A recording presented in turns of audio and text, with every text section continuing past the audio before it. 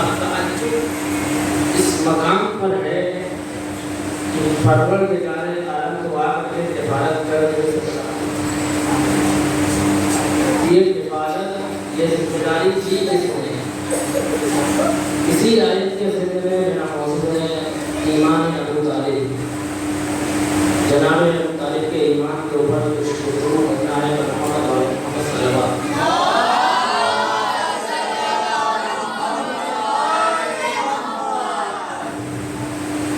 پروردگار عالم نے پیغمبر کو مخاطب کیا اور کہا کہ ہم نے آپ کو تکلیف آیا تو ہم نے آپ کی کفالت کی. اور سوال یہ پیدا ہوتا ہے کہ اللہ تو کفالت کر نہیں سکتا تو یہ کفالت کی کس نے؟ یہ کفالت آپ تاریخ میں جائیں گے اس نے بھی جناب ابو طالب علیہ السلام کی ذات و ذات گرامی ہے جنہوں نے پیغمبر کی کفالت کی. پیغمبر کی زندگی دیکھیے, ولادت سے پہلے ہی والد محترم کا انتقال ہو گیا. کچھ دنوں کے بعد ماں کا بھی انتقال ہو جاتا ہے. 8 سال کے عمر دادا کا بھی انتقال ہو گیا. اب یہ 8 سال کے عرصے کے بعد سے لے کر کے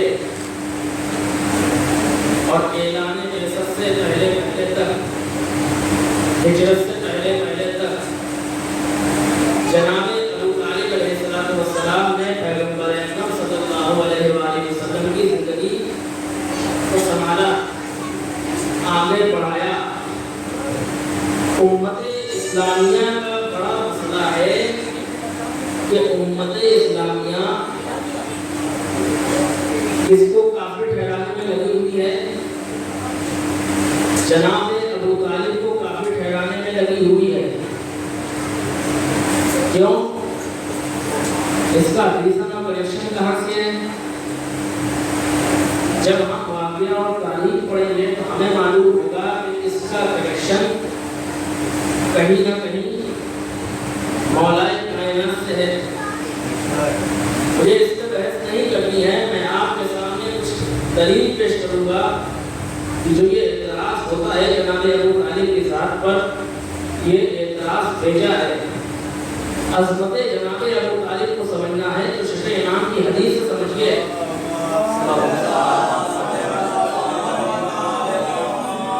جناب امام جعفر صادق علیہ السلام فرماتے ہیں کہ لو وضع ایمان ابی طالب فی کفۃ و ایمان الخلائق فی کفۃ اخرى لرجح ایمان ابی طالب علی ایمانہم.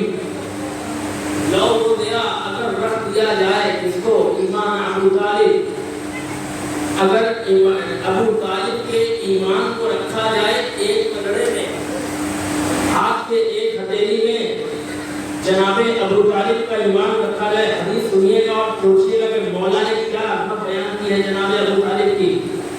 مولا نے کہا کہ اگر جناب ابو طالب کا ایمان ایک ہاتھ میں رکھ دیا جائے اور سارے مخلوق کا ایمان دوسرے ہاتھ میں رکھ دیا جائے تو مولا کہتے ہیں کہ لرجع ایمان ابو طالب علی ایمانہ, تو ساری دنیا کا ایمان ہلکا پڑ جائے گا, ابو طالب کا ایمان بھاری پڑ جائے گا. یہ کون فرما رہا ہے؟ یہ وہ فرما رہا ہے کہ جس کی سند صادق ہے, جس کا لقب صادق ہے, جس کا کہنا صادق ہے. اور عزیزان گرامی جناب ابو طالب کے حوالے سے میں نے ایک حدیث پڑھی, دوسری حدیث میں ملتا ہے کہ صرف جناب خدیجہ اور جناب ابو طالب کے پاس اتنا پاور ہوگا میدان محشر میں کہ وہ جہاں تک نگاہ اٹھا لیں گے وہاں تک شفاعت کر سکتے ہیں. یہ جملہ کہنے دیجیے کہ جناب ابو طالب کے ایمان پر بھی ایمان رکھنا ایک ایمان ہے. لوگ بحث کرتے ہیں جناب ابو طالب کے ایمان کی, اور میں دلیل پیش کرنا شروع کرتا ہوں اس صلی محمد والے محمد.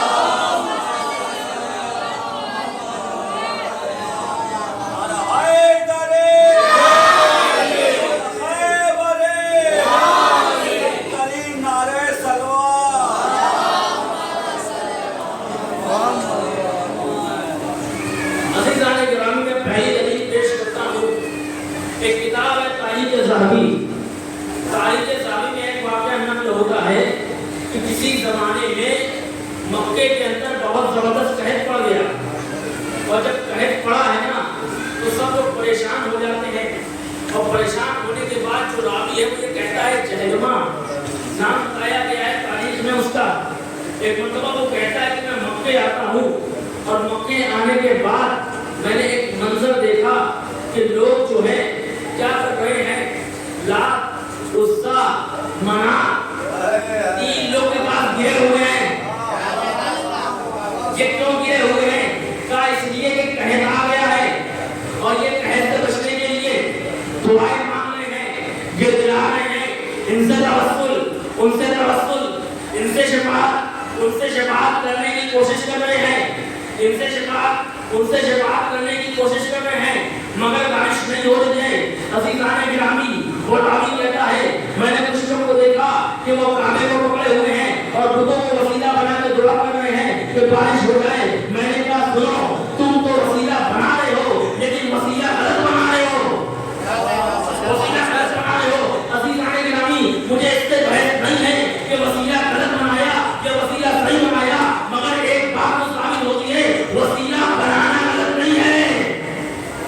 آج جو ہم اعتراض کرتے ہیں کہ تم وسیلہ کیوں بناتے ہو، تم وسیلہ کیوں بناتے ہو۔ ایک واقعہ میں عرض کرتا چلوں، یہاں میں اپنی بات کو آگے بڑھاتا ہوں کہ لوگ کہتے ہیں کہ علی سے مدد مانگتے ہو، تم علی سے مدد مانگتے ہو۔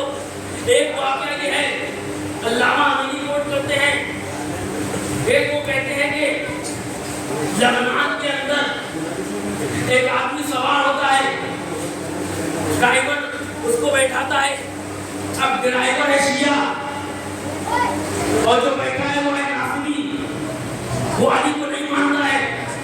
تاریخ واقعہ کہتا ہے کہ جب وہ آدمی سوار ہو کے چلنے لگتا ہے، جب اپنی منزل پر آتا ہے تو وہ اتر جاتا ہے، اور اترنے کے بعد جب اس سے کوئی کرایہ مانگا جاتا ہے، کہا کہ بھیا کرایہ دو، وہ کہتا ہے تم علی سے مانگ لو،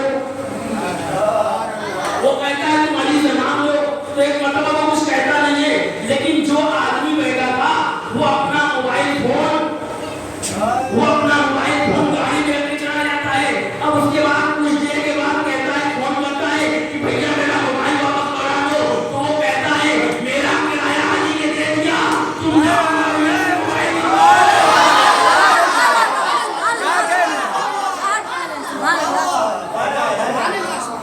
تو یہ کہتے ہیں کہ مدد مانگنا شرک ہے، تو ان سے کہیے بھیا دورے جاہلیت میں بھی لوگ توسل کرتے تھے، وسیلہ بناتے تھے، تو اس نے کہا کہ تم لوگ غلط جگہ دعا مانگ رہے ہو، غلط جگہ وسیلہ بنا رہے ہو۔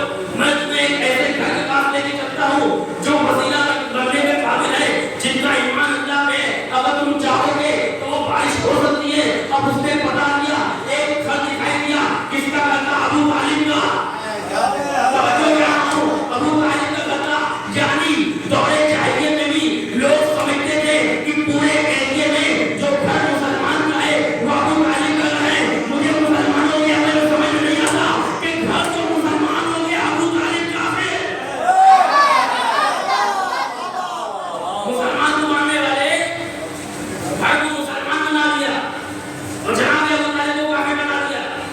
اب تاریخ کہتی ہے جناب ابو طالب کا گئے لوگ، اور جانے کے بعد کہا کہ دعا کریے بارش نہیں ہو رہی ہے۔ اب جناب ابو طالب نے کہا ٹھیک ہے، ابھی جب سورج ڈھلنے لگے تو میں آؤں گا، دعا کروں گا۔ ابھی تک جناب ابو طالب پیغمبر کا بچپنا ہے، 4 یا 5 سال کی ایج ہے، جناب ابو طالب پیغمبر کو لے کے چلتے ہیں۔ نہ جانے پیغمبر کا نور اتنا تھا کہ سورج تو ڈھل رہا تھا لیکن مکے میں روشنی پھیلی ہوئی تھی،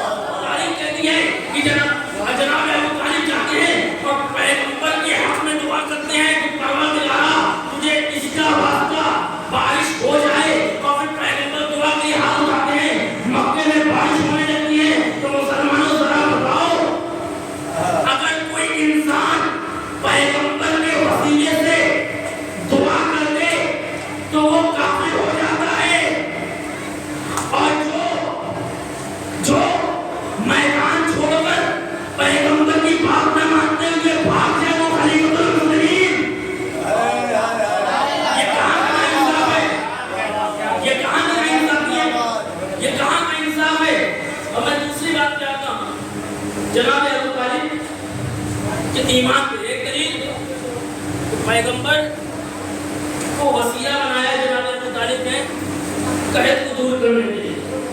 اور دوسری دلیل سنیے. ایک جو روایت پیش کی جاتی ہے وہ روایت یہ پیش کی جاتی ہے کہ جناب ابو طالب کا آخری وقت چل رہا تھا اور جناب ابو طالب کے جب آخری وقت تھا تو تمام سرداران مکہ جمع ہوئے تھے اور جمع ہونے کے بعد وہ لوگ کہتے ہیں کہ پیغمبر ایک مرتبہ آئے اور پیغمبر نے آنے کے بعد جناب ابو طالب کے کلام میں کہا چچا جان کلمہ پڑھ لیجیے, چچا جان کلمہ پڑھ لیجیے. مجھے بڑا تعجب ہو رہا ہے راوی راویوں کے اوپر حدیث لکھنے والوں کے اوپر مجھے سمجھ نہیں آتا ہے. سرداران بیٹھے ہوئے ہیں, سرداران بیٹھے ہوئے ہیں اور پیغمبر کان میں کہہ رہے ہیں, سب کو سنائی دے رہا ہے. بھائی میں کسی سے کہوں مجھے ایک گلاس پانی چاہیے تو میں دھیمے سے بلا کے کان میں کہوں گا, تو میں کسی نے تھوڑی نہ کان میں کہہ رہا ہوں پورا مہینہ بیٹھ کے تمہیں مجھے پانی چاہیے. بھائی کان میں بات تک نہیں جاتی ہے نا جب کسی اور کو نہ بتانی ہو. تو اگر جناب ابو طالب کو پیغمبر سے یہ بات بتا رہے تھے تو تمہیں کیسے پتا چلی؟ مسلمانوں کا مسئلہ سمجھ نہیں آتا ہے. جب سننے پہ آتے ہیں تو کانوں کی بات سنتے ہیں اور جب نہیں سننے پہ آتے ہیں تو مدین میں میدان میں بتایا بھی جاتا ہے پھر بھی سننے کو تیار نہیں.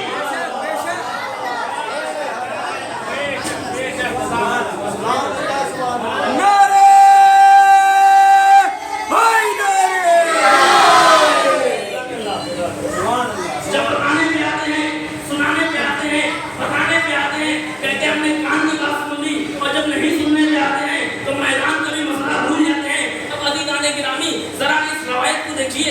یہ جو روایات پڑھی جاتی ہے نا اس کے بھی 3 راوی ہیں.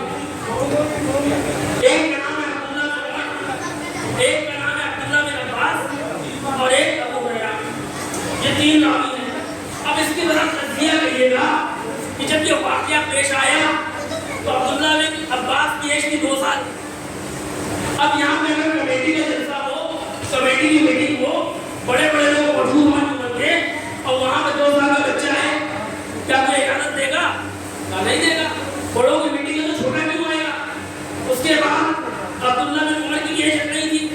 اب تیسری جو تھی ابو ہریرہ 9 ہجری میں مسلمان ہوئے. کہاں جناب ابو طالب کی وفات, کہاں ابو ہریرہ کا ایمان. تو اس طریقے سے یہ 3 لوگوں نے روایت پیش کی ہے اور تینوں طریقے سے روایت غلط ہے کہ ایسا کچھ ہوا ہی نہیں ہے.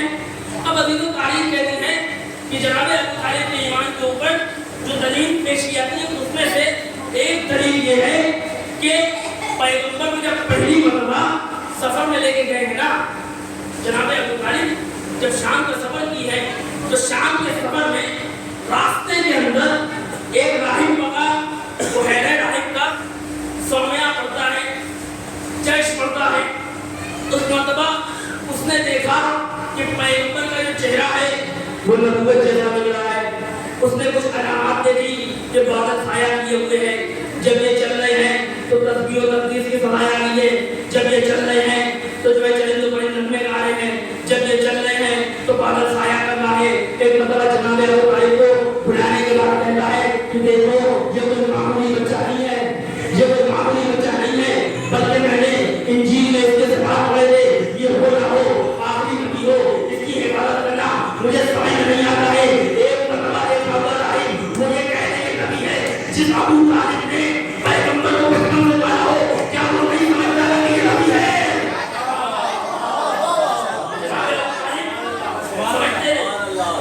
اور اس کے بعد تاریخ کہتی ہے جو اعتراض کے جواب دیا ہے اس کے آگے کی دلیل سنیے.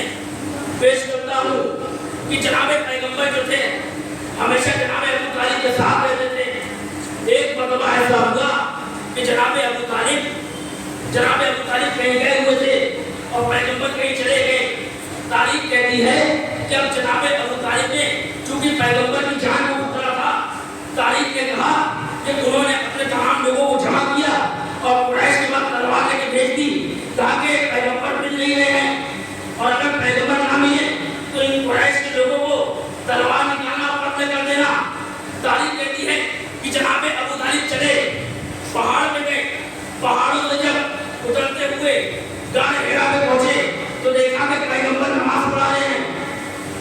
علی نماز پڑھ رہے ہیں. اب اس کے بعد کہا کہ آپ کہاں تھے, آپ کب آئے ہیں؟ کہا میں تو اللہ کی عبادت کرنے کے لیے آیا ہوں. پیچھے کون نماز پڑھا تھا؟ کہا پیچھے علی نماز پڑھ رہے تھے. تو ایک عزیزوں یہ ظاہر سی بات ہے نا, بچے کو جو تربیت ملتی ہے باپ سے ملتی ہے, بچے کو جو تربیت ملتی ہے باپ سے ملتی ہے. اب عزیزوں اگر جناب ابو طالب کافر تھے تو مولائے کائنات پیغمبر کے پیچھے نماز کیوں پڑھ رہے تھے؟ پیغمبر کے پیچھے نماز کیوں پڑھ رہے تھے؟ تاریخ کہتی ہے اس کے بعد کچھ لوگ اور بھی ساتھ میں گئے تھے, کچھ لوگ اور بھی ساتھ میں گئے تھے. کہیں پوچھا یا علی یہ بتاؤ تم کیا کر رہے تھے؟ کہا میں وہ کر رہا تھا جو میرا رسول کر رہا تھا. اب بہت سے لوگ آتے ہیں اپنے اپنے ایمان کا محاورہ کرنے کے لیے اور کہتے ہیں بھیا ہم تو ایمان کے آگے ہیں, ہم ایمان کے اس مرحلے پہ ہیں, ہم ایمان کو اس مرحلے پہ ہیں. علی سے تقابل کرنے والے ارے جاؤ جا کے کسی اور سے تقابل کرنا. علی تو اس وقت بھی مومن تھا جب یہ دنیا نہیں بنی تھی.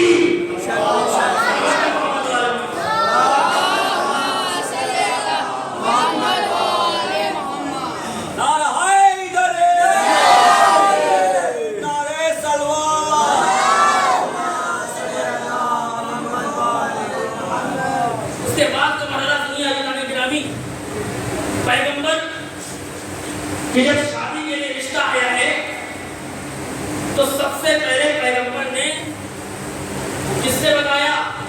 جناب ابو طالب سے بتایا. اور جناب ابو طالب نے جب وہ رشتہ دیکھا تو کہا کہ اے میرے بھتیجے اس سے اچھا رشتہ ملنے کو نہیں ہے.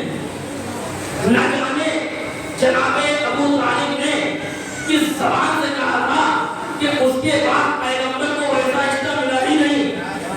اب تاریخ پڑھیے, بہت شادیاں ہوئی پیغمبر کی مگر ویسا رشتہ نہیں ملا جیسا جناب خدیجہ کا رشتہ تھا. اب یہ ہوتا ہے شادی طے ہو جاتی ہے. اب پیغمبر نے جناب ابو طالب سے کہا چچا ہمارا نکاح آپ ہی پڑھائیے گا, ہمارا نکاح آپ ہی پڑھائیے گا. اب دنیا والے سمجھے رسالت کس نے کہہ دی نکاح پڑھانے کے لیے؟ ابو طالب سے. یہ کوئی معمولی بات نہیں ہے. میں صحیح طور پر ہی کروں, امام محمد علیہ السلام کی شادی ہوتی ہے تو اس کے بعد مامون کہتا ہے ہم آپ کا نکاح پڑھا دیں گے. تو امام کہتے ہیں کہ میرا نکاح میرے بابا ہوتے تو پڑھاتے, لیکن تم نہیں پڑھاؤ گے, میں اپنا نکاح خود پڑھ لوں گا. اب عزیزوں پیغمبر نکاح کس سے پڑھا گئے؟ جناب ابو طالب نے. اب جناب ابو طالب نکاح پڑھنے کے لیے آئے تو پہلا جملہ کہا میں خطبے سے شروع کروں گا. اور جناب ابو طالب نے خطبہ دیا, کیا کہا؟ الحمدللہ رب العالمین. نہ قرآن نازل ہوا ہے نہ وحی نازل ہوئی ہے. ابھی تو نبی کے طریقے سے نہیں بنے ہیں, 40 سال نہیں ہوا ہے, لیکن جناب ابو طالب کیا کہہ رہے ہیں؟ الحمدللہ رب العالمین. مجھے نہیں معلوم کہ کیا جناب ابو طالب زمین سے بیٹھے ہوئے لوہے محفوظ کا مطالعہ کر رہے تھے یا اللہ اتنی اچھی بات کر رہے ہیں. الحمدللہ رب العالمین کا پروردگار عالم نے آیت بنا دیا.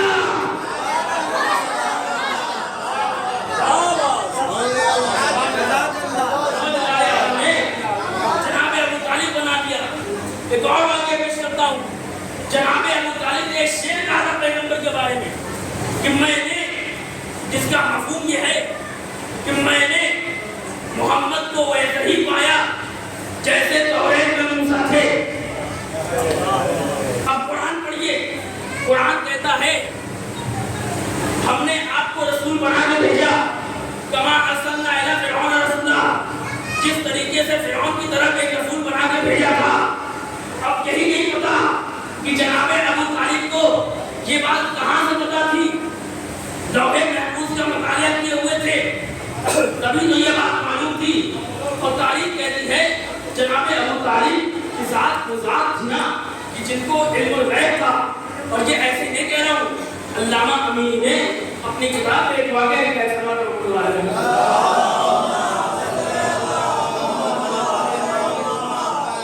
علامہ امینی اپنی کتاب میں لکھتے ہیں کہ ایک مرتبہ جب پیغمبر کی ولادت ہوتی ہے تو جناب فاطمہ بنت اسد جناب ابو طالب کے پاس آتی ہیں اور آنے کے بعد کہتی ہیں کہ اے ابو طالب ہم نے دیکھا کہ عبداللہ کی جو جس بچے کی ولادت ہوئی ہے وہ بڑا طیب و طاہر ہے, وہ بڑا پاک و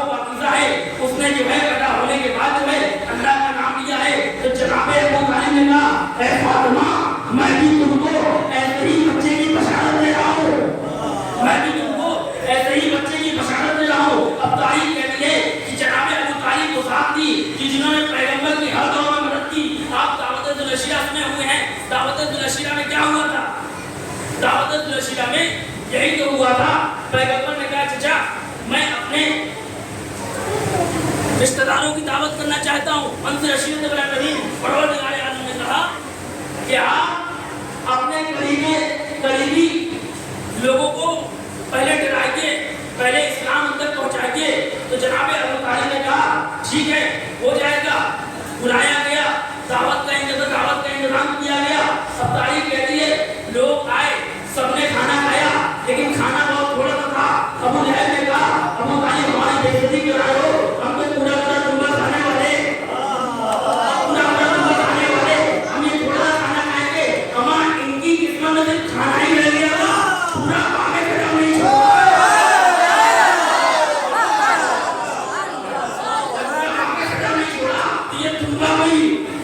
چھوٹی موٹی چیز ہے ان کے سامنے. تو عزیز و تعریف کہتے ہیں کہ ابو لہب نے کہا کہ ہمیں اتنے کھانے کو بلایا, ہمارے تو بے عزتی کر دی تم نے. تو ایک مرتبہ تعریف کہتی ہے کہ جب کھانا ہو گیا اب پیغمبر کھڑے ہونا چاہتے ہیں, کچھ بولنا چاہتے ہیں. ابو لہب کھڑا ہوا, راجے کو انہوں نے جادو سے تھوڑے سے کھانے کو زیادہ بنا دیا. پیغمبر کے ہاتھ کی برکت تھی کہ وہ کھانا تھوڑا سا تھا لیکن سب خیر ہو کے چلے گئے, پھر بھی کھانا بچ گیا. اب یہ ابو لہب نے کیا کیا, سب کو بہکا دیا کہ یہ جادوگر ہے, یہ ساحر ہے, ان کے ساتھ نہ آنا, ان کی باتیں نہ سننا. اب عزیزوں دوسرا دن ہوا, سیم کنڈیشن, بلایا گیا, ابو لہب نے بتایا, پھر معاملہ گڑبڑ ہو گیا. تیسرے دن جناب ابو طالب نے جب بتایا ہے پیغمبر نے کہا کہ میں آج رہوں گا, آج دیکھتا ہوں کون دیتا ہے. تاریخ کے لیے دعوت ہوئی. اب جناب پیغمبر جب کھڑے ہونا چاہتے ہیں, ابو لہب اٹھا. اب جیسے ہی اٹھا ابو طالب نے ابو لہب کو پکڑا, اور پکڑنے کے بعد ایک مرتبہ خاموش, آج جو محمد کہیں گے سننا پڑے گا. مجھے نہیں پتا بوڑھے ابو طالب کے اندر اتنی طاقت کہاں سے آئی. پھر مجھے خیبر یاد آیا کہ وہ آپ کس کے ہیں جس کو عبد اللہ طالب کہا جاتا ہے.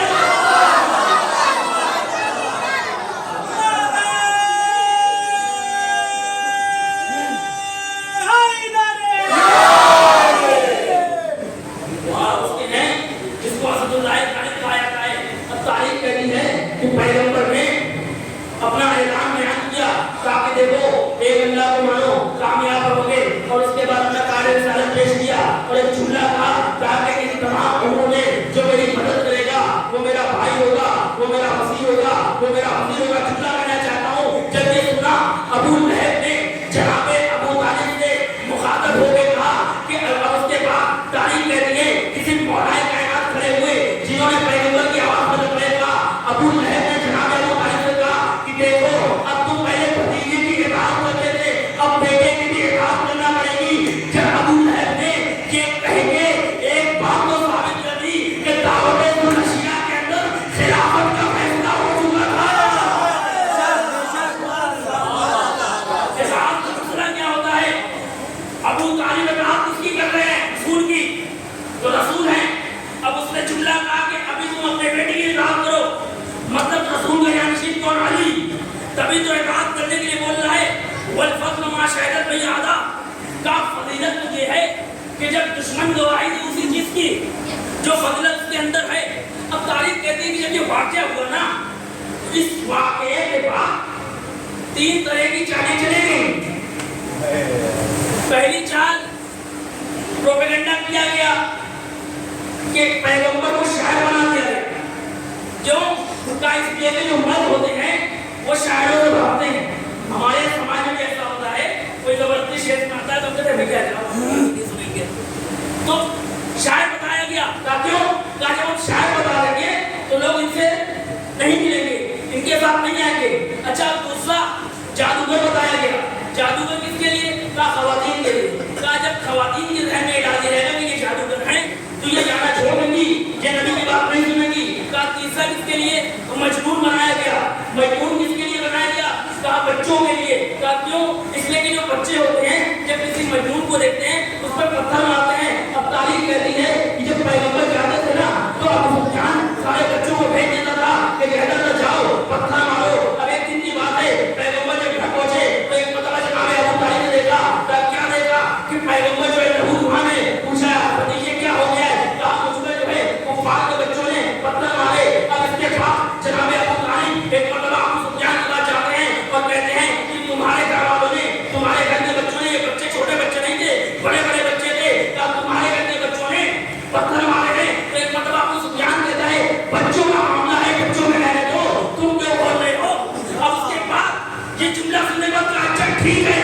بچوں کا مسئلہ ہے، بچوں میں رہنے میں ٹھیک ہے، اس کے بعد آتے ہیں آواز دیتے ہیں یا علی.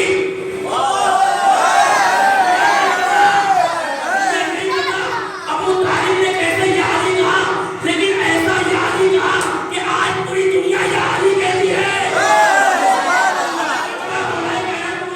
بچپنا ہے علی. اس کے بعد کیا دیکھو، آپ کا کام یہ ہے کہ جب بھی تک پیغمبر بڑھائے جائیں تو ساتھ میں جانا.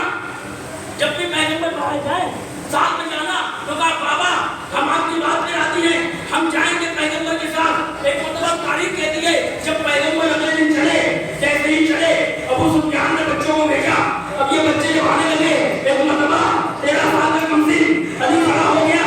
اب جب پتھر آنا شروع ہوئے، اپنے سینے میں پتھر لیا. جب کسی نے پڑھنا چاہا، کسی کے ہاتھ توڑے، کسی کے پیر توڑے، کسی کے پیر توڑے، کسی کو ایسے مارا، کسی کو ویسے مارا. سارے بچے بھاگ گئے، اچھے خاصے بچے تھے، سب گھر آئے. ابھی جو تاریخ یہ کہتی ہے یہ بچپنے کا پہلا واقعہ تھا کہ مولا کائنات نے بچپن کے اندر ہی سارے گھر میں علی علی کرا دیا.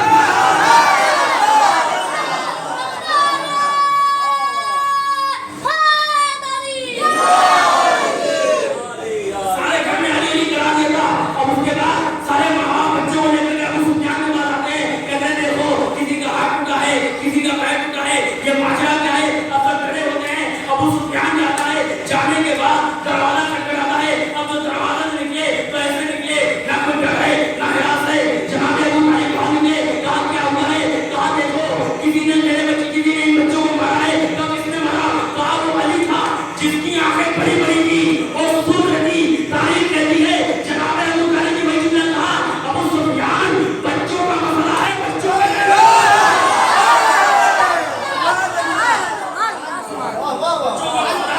بچوں میں رہنے دو. تاریخ کہتی ہے کہ اس کے بعد سے پیغمبر تبلیغ میں جاتے رہے، کسی بچے نے پریشان نہیں کیا. جناب ابو طالب یہ ذات تھی. تاریخ کہتی ہے کہ جناب ابو طالب نے پیغمبر اکرم صلی اللہ علیہ وسلم کو اس وقت تک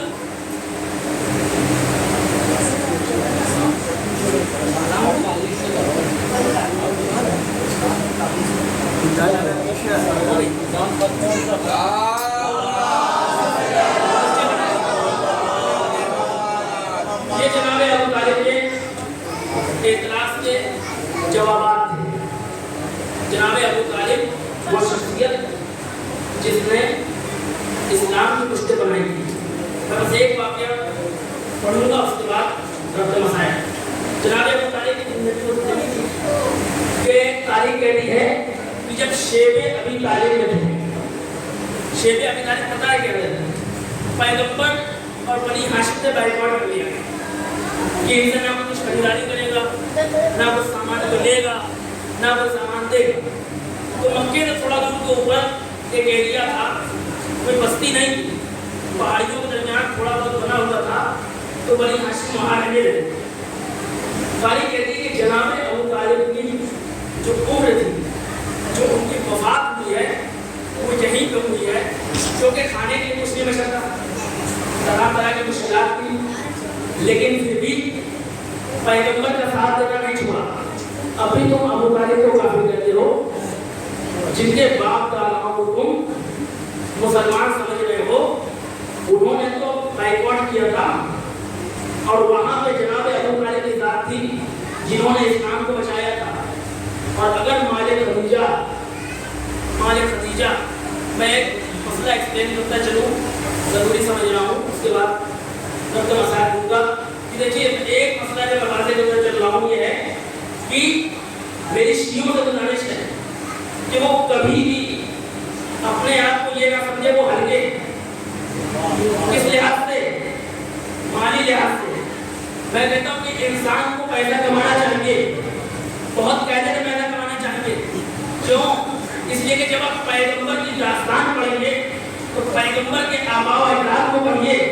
سب ایک طرح کے ایک بزنس مین تھے، سب بڑے بڑے ایکسپورٹر تھے، ان کا باقاعدہ بزنس تھا، تجارت تھی. تو پیغمبر اس ماحول میں پڑے بڑے تھے جہاں پہ بزنس ہوا کرتا تھا. اس لیے کہ مکے کے اندر جو سردار بنتا تھا اس کی دو کوالٹی ہوتی تھی. ایک طاقت ہونا چاہیے تھی، दूसरा पैसा होना चाहिए था।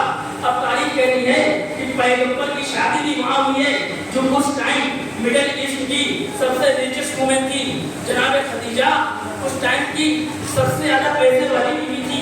और अजीजों, हमें अगर मिल्लत को ये कह दे रहा है कि अहले बैत शरीफ, हम यही सुनते हैं ना कि अहले बैत शरीफ से क्या हुआ, कुछ नहीं, फज़ाइल बयान किए, दुआएं की, नहीं ऐसा नहीं है। इमाम ज़हरानी अलैहिस्सलाम की तारीफ पढ़िए,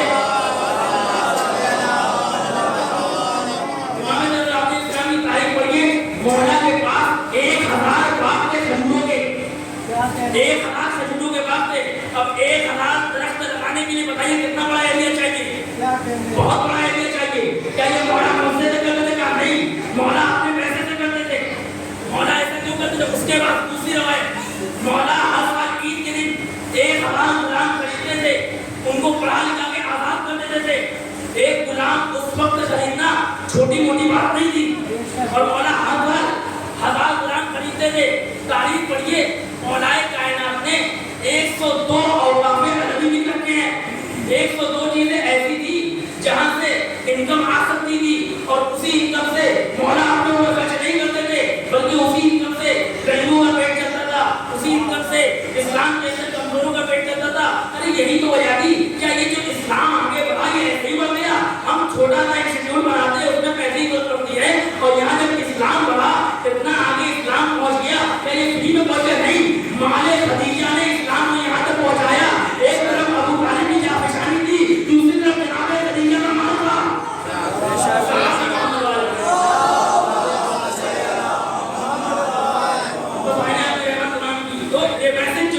आज की मेरी स्टोरी है कि कभी भी हल्के में ना रहिए, अपने बच्चों को पढ़ाइए, अपने बच्चों को आगे बढ़ाइए।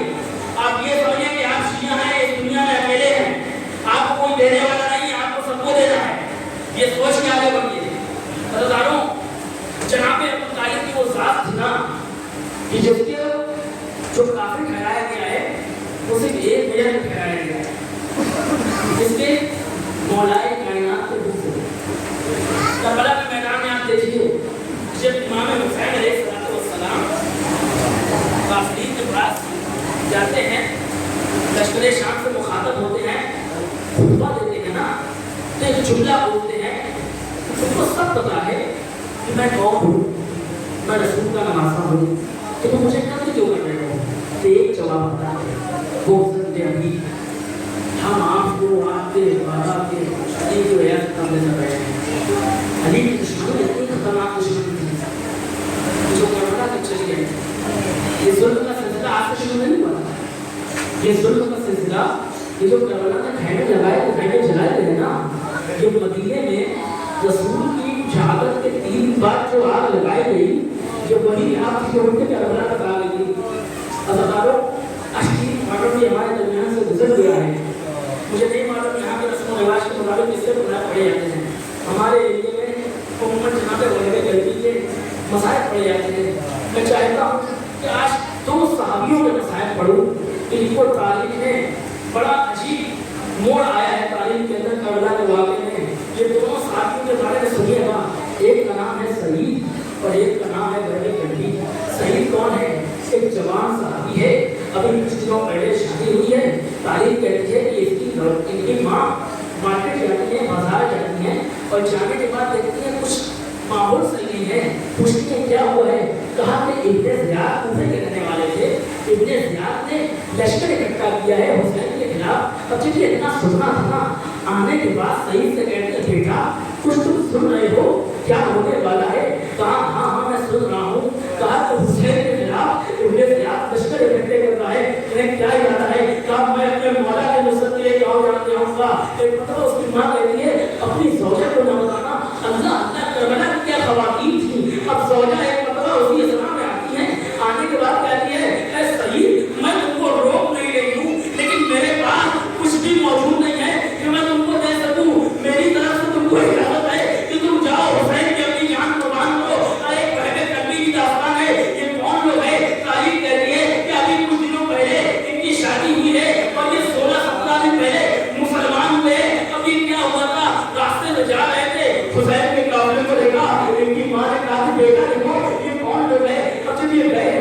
دیکھا کہ یہ حسین ہے، یہ نواز رسول ہے، امام کو آ کے بتایا، کہا کہ ہم بھی اس سے ملک ہو جاتے ہیں۔ تو عجیب نے عجیب فکرہ لکھا ہے